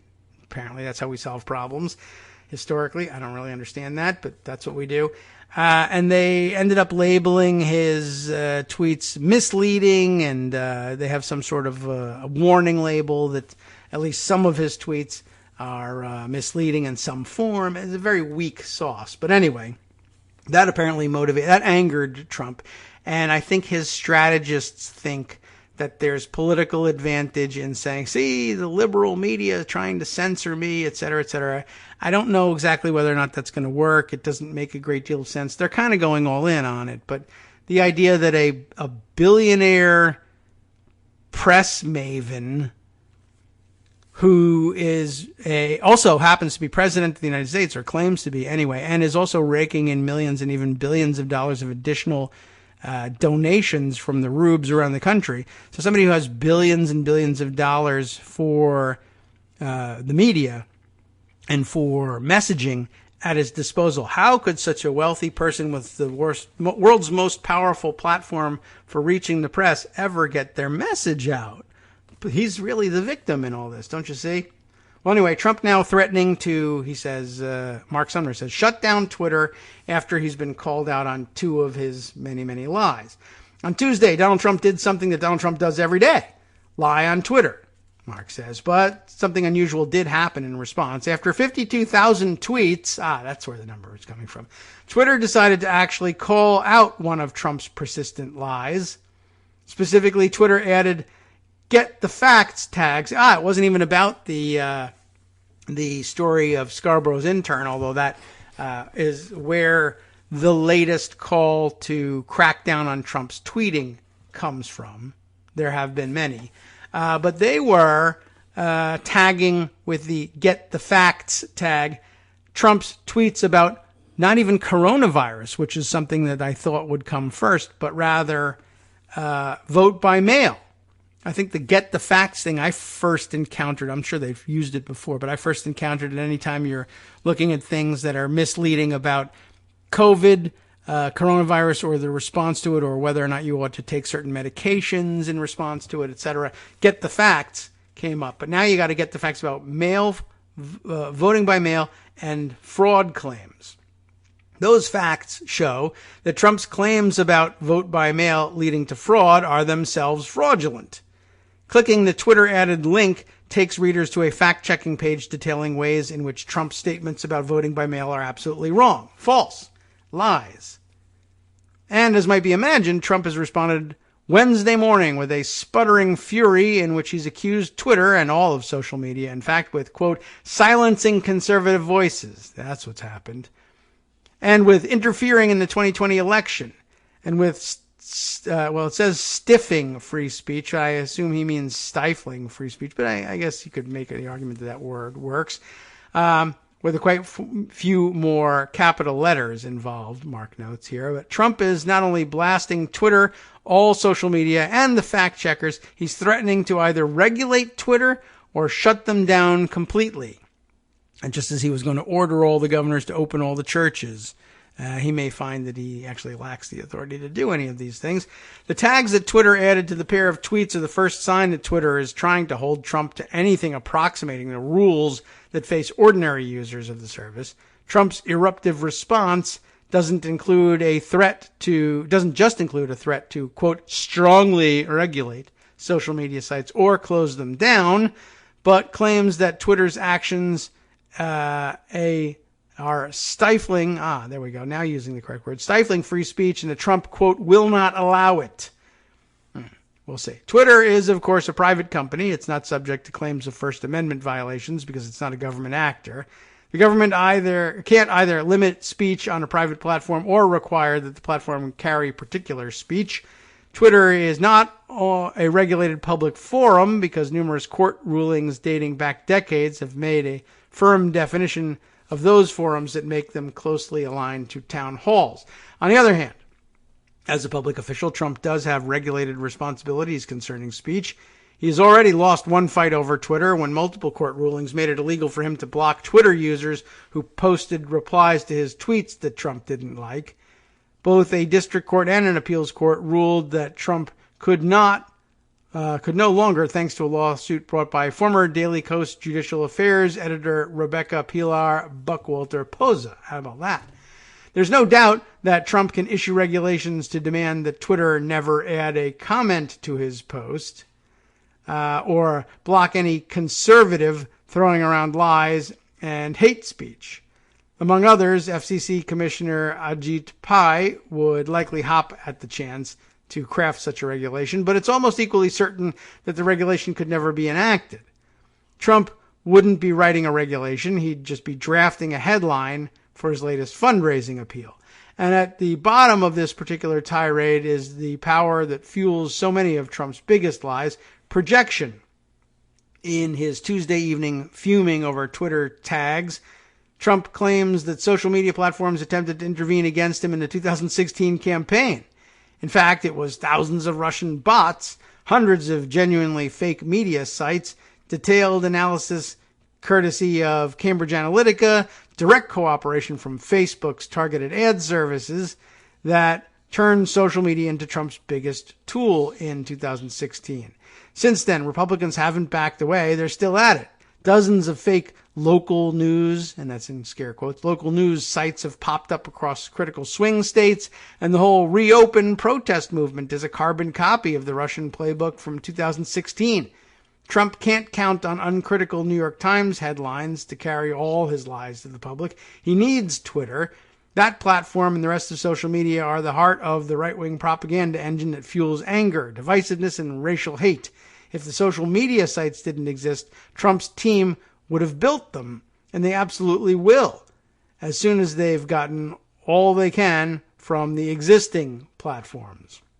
This morning also, in the 10 o'clock hour, there was a similar threat, I guess a renewal of the threat from Trump, tweeting just before our last break at 10:22. Twitter has now shown that everything we have been saying about them and their compatriots is correct. Big action to follow. So I guess that means no action to follow. That's probably how we can understand that particular note. All right, a couple of other stories to drop on you as well. Let's see. Which were the ones that we wanted to... Oh, this is an interesting one. Since we were talking legislation at some point, we might want to add this to our arsenal here. Washington Post story from Todd Frankel. Todd C. Frankel is how he writes the byline. This is kind of interesting. Just in terms of reopening and whether it's worth it, and how do you actually determine whether it's worth it? Are we forever mired in, well, I think the economy is more important. Well, I think lives are more important. Well, you got chocolate on my peanut butter, both sides, and there's no way for us to tell whether this is a dessert topping or a floor wax, but there actually is. And it probably shouldn't surprise anybody that there is. You've seen it used all the time, and that's the point of this article. The government, the headline says, has spent decades studying what a life is worth. It hasn't made a difference in the COVID-19 crisis. That's the headline. But the point is that it could and should. The U.S. government often studies the trade-off between cost and safety. But the White House has failed to release any analysis of the pandemic, which could offer clues to what's ahead.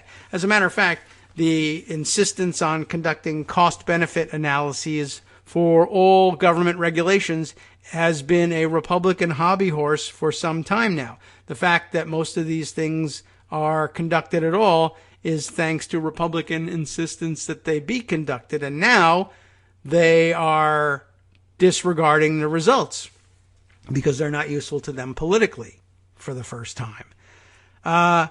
Let's hit the article here. When President Trump said in late March he didn't think the economic devastation from stay-at-home orders was a good trade-off for avoiding COVID-19 deaths, tweeting, in all caps, of course, "We cannot let the cure be worse than the problem itself," economists across the country already were busy working on that exact kind of cost-benefit analysis implied by the president. And guess what? They reached a very different conclusion from Trump. Economists at the University of Wyoming, for instance, I'm sure a liberal bastion, right, estimated the economic benefits from lives saved by efforts to flatten the curve outweighed the projected massive hit to the nation's economy by a staggering $5.2 trillion. Another study by two University of Chicago economists, and the University of Chicago economists also notorious liberals, right, estimated the savings from social distancing could be so huge that, quote, "it is difficult to think of any intervention with such large potential benefits to American citizens," unquote. In other words, the economists were saying the cure doesn't come at a cost at all when factoring in the economic value of the lives saved. It's just that Republicans don't believe in valuing life, even though that's supposed to be the heart of their political platform or something like that. But in fact, they are, of course, the party of death, and everything's upside down. But that's what they've sold you, so that's what we believe about it. All right. What these academics are doing, and what Trump's tweet is getting at, is measuring how the extreme efforts to avoid COVID-19 deaths compare to the devastating economic fallout. They do this by putting a price tag on the deaths avoided.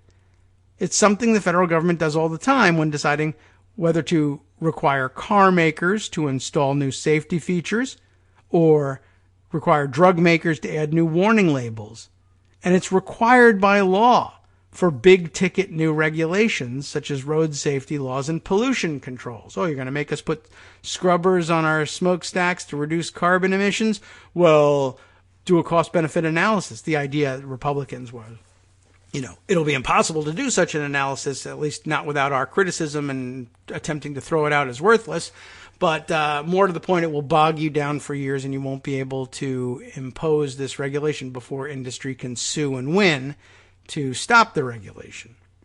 They didn't really mean for the analysis to be done, but apparently people are doing it because it's required.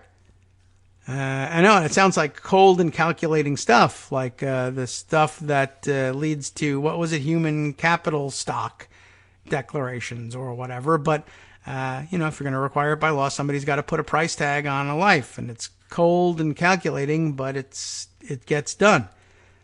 But this kind of approach has been missing from the debate about how to respond to the COVID-19 pandemic, which has killed almost 100,000 Americans and fueled historic unemployment rates. By the way, this has not stopped Republicans from saying that those people who approve of the lockdown and might even advise that the lockdown continue, either in its current or some modified form, are in fact killing more Americans than the virus, and that we are objectively pro-mass murder now. That's where we are. We're no longer objectively pro-Saddam. I ran into this one last night. You're pro-mass murder because you want to keep people in their homes and they will die of poverty and starvation, which really makes me sad. Crocodile tears from the Republicans, who are, of course, cutting food stamps in the middle of all this, but are suddenly alerted to the idea. Anyway, I think it is very Russian in its feel, even if not in its origin. I mean, it's an organic kind of political attack. Find something that the opposition claims to value and then accuse them of hypocrisy in their current position because you make the claim that that what they want damages that thing that they claim to care about in other circumstances, and therefore they're hypocrites. You say you don't want people to starve to death in poverty, but if you force 30 million people into unemployment, then they will, in fact, starve. Well, they'll starve if we don't help them. Why don't we help them? Well, because if we help them, then they won't starve, and we can't accuse you of starving them. That's the obvious answer, you see. But there we go. The calculation, back to the article, known as the value of a statistical life. That does sound gross, right? But it does have an abbreviation, so it can sound cool. VSL. Value of a statistical life, or VSL, is the amount people are willing to spend to cut risk enough to save one life. It's a nice, neat metric. The VSL, at most federal agencies, developed over several decades, is about $10 million. Which, I guess to a billionaire is like, great, I'll buy several lives and waste them all. Or maybe I can put them in a bag and keep them for later when I die. It doesn't really work that way, but it will not appall a billionaire to, I guess, kill off a few people $10 million at a time. But for the rest of us, all right, I mean, I guess if you got to settle on a figure, if I were wrongfully killed by some corporation or another and my family sued for my wrongful death, a $10 million award might make a certain amount of sense for an average American. Let's say a hypothetical average American, somewhere between billionaire and impoverished person. The $10 million seems like whatever. That's what we'll settle on. Okay, let's go forward from there. The debate over letting the economy reopen or protecting more lives has become one of the many political fights dividing the nation, but a cost-benefit analysis using VSL, while far from perfect, would force policymakers to confront the reality of their decisions in a much more precise way. Without it, they're left to gut feelings, educated guesses, or political arguments, all of which can be extraordinarily disingenuous, as you may have seen. Two key federal agencies that previously have used this type of research to support policy decisions under Trump, including the CDC and the White House Office of Management and Budget, the OMB, which oversees federal regulations, both say they are not using this type of cost-benefit analysis in their response to the pandemic. It's missing from the discussion, said Linda Thunstrom, an economist at the University of Wyoming. So instead, you have such loud voices on both sides advocating that all lives should be saved, or no, I've never heard anyone say that because it's impossible, or that no, we need to open the economy. But there are trade-offs. It's hard, but we should be talking about them. But instead, we'll protest and shove guns in your face, I guess. This type of research can help guide decisions about reopening businesses, resuming schools, identifying which social distancing measures are worthwhile, and how to value a pandemic that seems to target older adults, economists say. It acts as a counterbalance to the easier-to-measure economic costs of fighting the virus, such as the Atlanta Federal Reserve's projection that the nation's gross domestic product could crater by nearly 43% during the current second quarter. Economists have tried to answer the question, what's a life worth, by trying to calculate the value of a statistical life, literally the price of what people are willing to spend to lower odds of death. The dilemma here is, how do you value reducing the risk?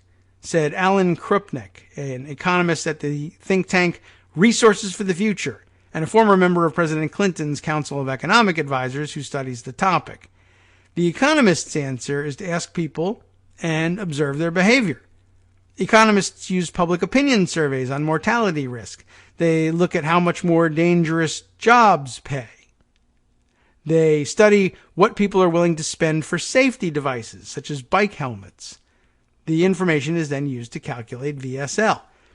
The FAA used VSL to help judge whether to require pilots to train and test with flight simulators. The National Highway Traffic Safety Administration used it to calculate the savings from tougher standards for crush-resistant automobile roofs. The Food and Drug Administration used it to determine the savings from fewer adverse events resulting from new labeling on asthma inhalers. In each case, the costs of complying with the new rules, installing flight simulators or strengthening SUV roofs, were concrete. The value of fewer deaths was not. The COVID-19 pandemic offers a good opportunity for cost-benefit analysis, economists say, helping policymakers think through their reactions to what are eye-popping numbers on both sides, the economy and the death toll. Both sides. There's no getting around that COVID is a terrible thing that happened, said Michael Greenstone, a University of Chicago economist who co-authored a study on VSL and the pandemic's impact. Now we're just trying to figure out how to balance two difficult things, lives lost and incomes lost. But the CDC is not doing any of the cost-benefit analysis of the pandemic's social distancing measures, agency spokesman Tom Skinner said. The CDC is no stranger to this kind of research. CDC scientists in 2019 published a study looking at how the payoff from the fight against hospital-acquired infections is even bigger when taking into account the value of the lives saved. The OMB said it wasn't doing a pandemic cost-benefit analysis either, according to an agency official requesting anonymity. The White House Council of Economic Advisors, through spokeswoman Rachel Slobodin, declined to comment on whether it has looked at the issue. Trump's Council of Economic Advisors has used VSL before to make the case in 2017 that the costs associated with the nation's opioid crisis were vastly underestimated because they failed to account for the economic losses from overdose deaths. Back when that was a thing for them, I guess they cared about it. In early May, the council hinted it was looking into the pandemic when it tweeted a chart that projected Americans would stop dying from COVID-19 by the middle of this month. But the chart tracked only the number of deaths, like a medical disease model would, staying silent on the economic costs of those deaths. The chart was widely criticized for its mortality projections, which was wrong. More than 1,000 people a day are still dying from COVID-19. The Wyoming economists sent a copy of their cost-benefit study to the White House Advisory Council, but they haven't heard back, interestingly enough. Their study looked at models projecting both the pandemic's death toll, the effects of social distancing efforts, and the economic impact. The study estimated the U.S. economy would shrink less from an uncontrolled pandemic, the GDP declining by $6.49 trillion, less than a pandemic curtailed by social distancing, where GDP would decline by $13.7 trillion. But Social distancing would slash the peak infection rate in half, resulting in 1.2 million fewer deaths, leading to a VSL of $12 trillion. So the value of social distancing would work out to a net benefit of $5.16 trillion, the study estimated. Hey, it's just math, but apparently it's beyond the administration's interest. Anyway, so far the number of deaths has been lower than the study projected, so social distancing has done more than what we assumed. The benefits appear greater than expected, but the drop in GDP also appears worse than they projected. There's still so much uncertainty, so we still have yet to see where we land, but there's modeling information out there, and with the margin between the costs and the benefits still being net $5 trillion on the side of social distancing, it's hard to imagine erasing that advantage. All right, time for us to wrap things up and hand it over to Justice Putnam for the West Coast Cookbook and Speakeasy. No doubt a vast collection of stories we haven't been able to touch on here, as always, and we got more, believe me, for the rest of the week. From Daily Kos Radio on netrootsradio.com.